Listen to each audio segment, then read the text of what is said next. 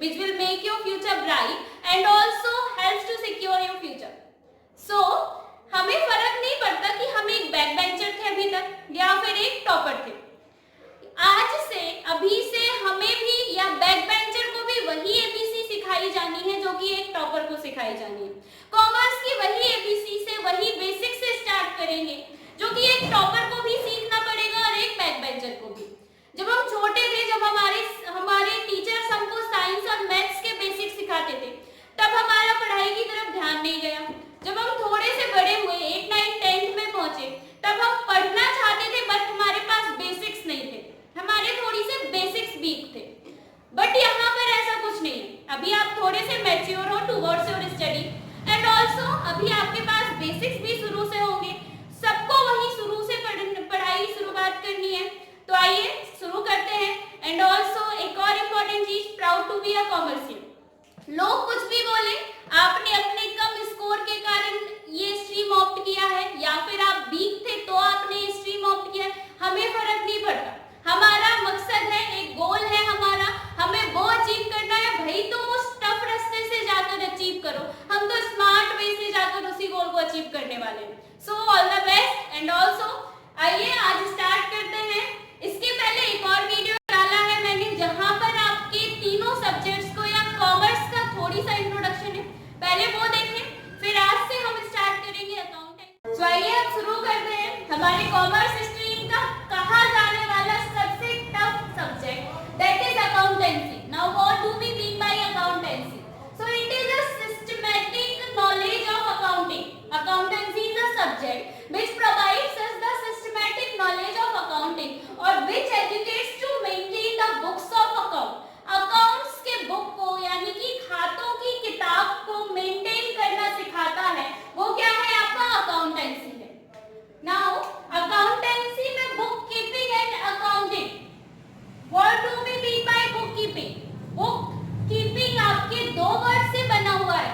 The first one is book, which in accountancy mean record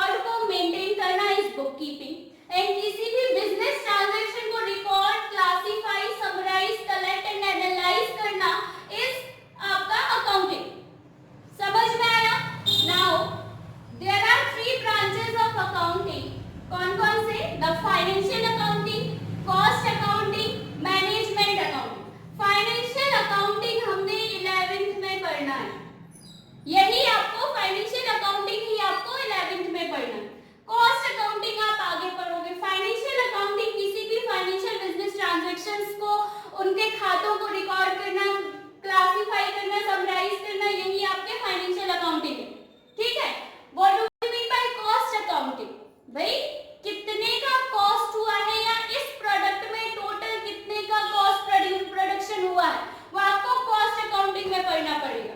next management accounting, management से related accounting, ठीक है। तो ये तीनों अकाउंटिंग, यहाँ पे केवल आपको फाइनेंशियल अकाउंटिंग पढ़ना है। नाउ एक होता है आपका डबल एंट्री सिस्टम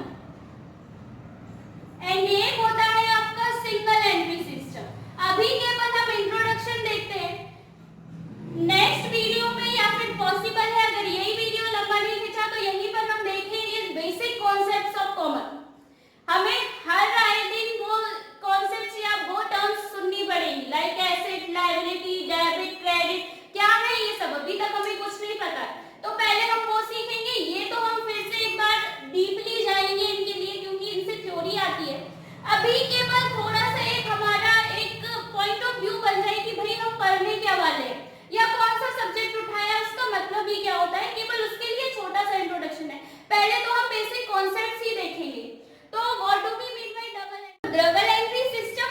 एक ऐसा एस्पेक्ट है जहां पर हमें दोनों साइड पढ़ना, एक कॉइन के दो साइड होते हैं। सिमिलरली यहाँ पर हमें दोनों साइड यानी कि कोई भी ऐसा ट्रांजैक्शन जिसके दो एस्पेक्ट हो, that is debit and credit, दो जगह फर्क कर रहा हो वो ट्रांजैक्शन, ठीक है, मिनिमम दो जगह, तो वो आपका डबल एंट्री सिस्टम है। And the single entry system, यहाँ पर केवल एक ही एस्पेक्ट हो, ये आपका इनकम्प्लीट एंट्री सिस्टम भी बोला जाता है, ठीक है।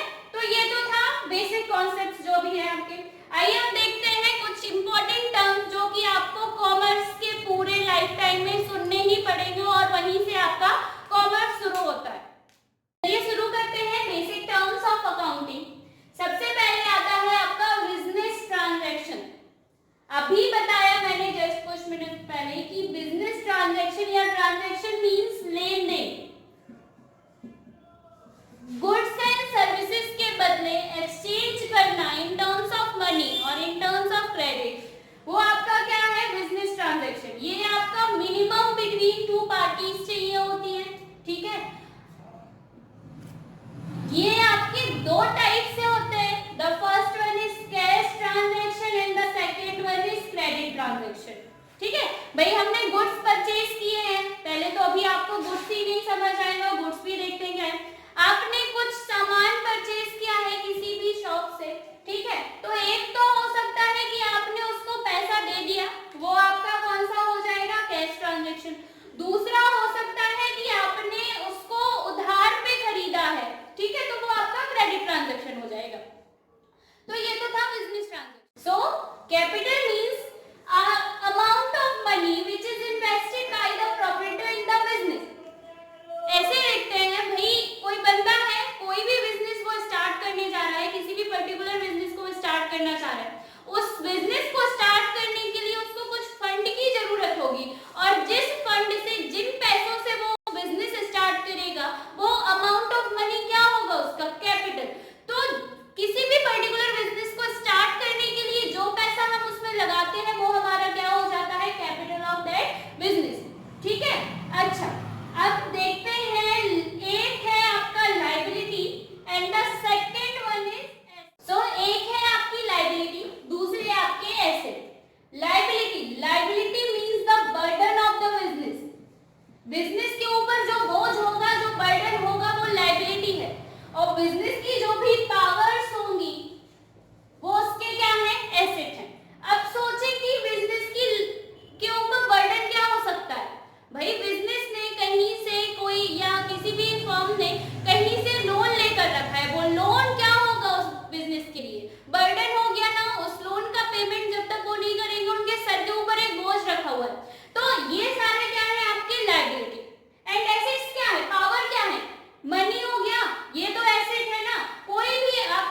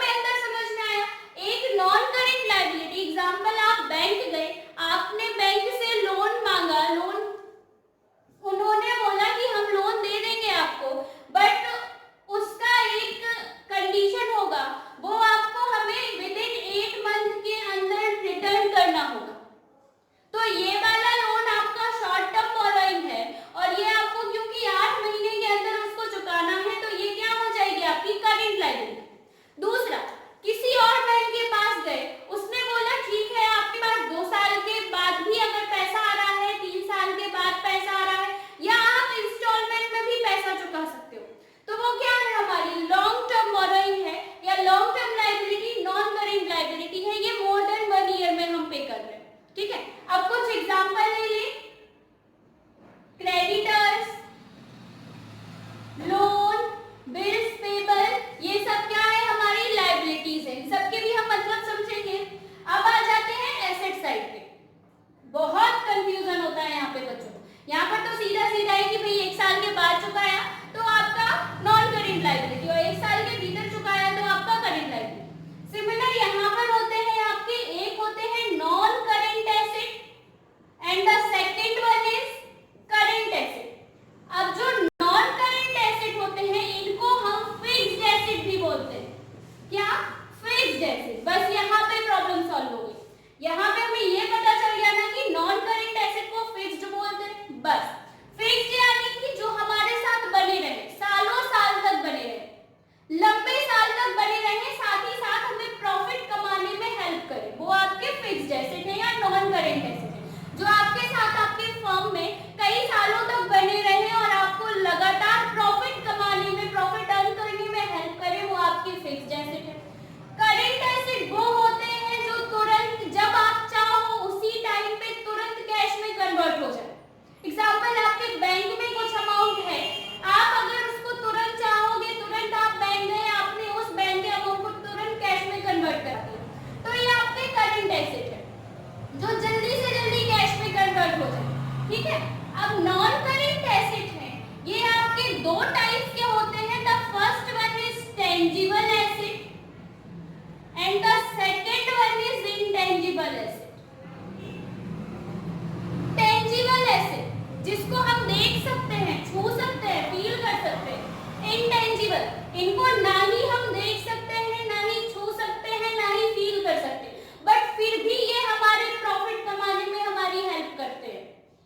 टेंजिबल एसेट जिनको हम देख सकते हैं, छू सकते हैं, ये हमारे साथ लंबे समय तक रहने वाले हैं, लगातार हमें प्रॉफिट दे रहे हैं। बट इंटेंजिबल एसेट ना ही देख सकते हैं, ना ही छू सकते हैं, बट स्टिल ये हमें प्रॉफिट दे रहे हैं। अब टेंजिबल एसेट कौन से होंगे? जो लंबे समय तक हमारे साथ रहेंगे, प्रॉफिट दे रहे हैं। बिल्डिंग, जहां पर आप बिजनेस कर रहे हो, फर्म की बिल्डिंग हो गई, ये आपके साथ लंबे समय तक रहेगी, आपको रेगुलर प्रॉफिट दे रही है। मशीनरीज, जो भी आपके फर्म में मशीनरीज रखी हुई है, वो सारी मशीनरीज, फर्नीचर जो भी रखा हुआ है, लैंड हो गया, ये सब क्या कर रहा है? आपको रेगुलर प्रॉफिट दे रहा है, साथ ही साथ लॉन्ग टाइम ऑफ पीरियड के लिए आपके साथ बना हुआ है। आप इनको देख सकते हैं, फील कर सकते हैं, छू सकते हैं, तो ये क्या है? आपके टेंजिबल एसेट्स है। फिक्स्ड एसेट का एक पार्ट है, टाइप है tangible asset. On the other hand है आपके इंटेंजिबल एसेट। तो आइए अब इसको एक एग्जांपल के साथ समझते हैं। इंटेंजिबल एसेट, भाई किसी भी रेप्यूटेड फर्म का नाम ले लेते हैं हम, माना एबीसी लिमिटेड। ये क्लॉथ्स का हमारे सिटी का सबसे रेप्यूटेड फर्म है। इनके जो कपड़े हैं वो केवल नाम से ही बिक जाते हैं। इनका नाम आया, भाई कहाँ से हमें शॉपिंग करनी है? एबीसी से, ठीक है। तो ये नाम पे चलता है। दूसरा, एक और नया मॉल स्टार्ट हुआ है हमारे सिटी पे, जिसका नाम होगा XYZ लिमिटेड। क्या? XYZ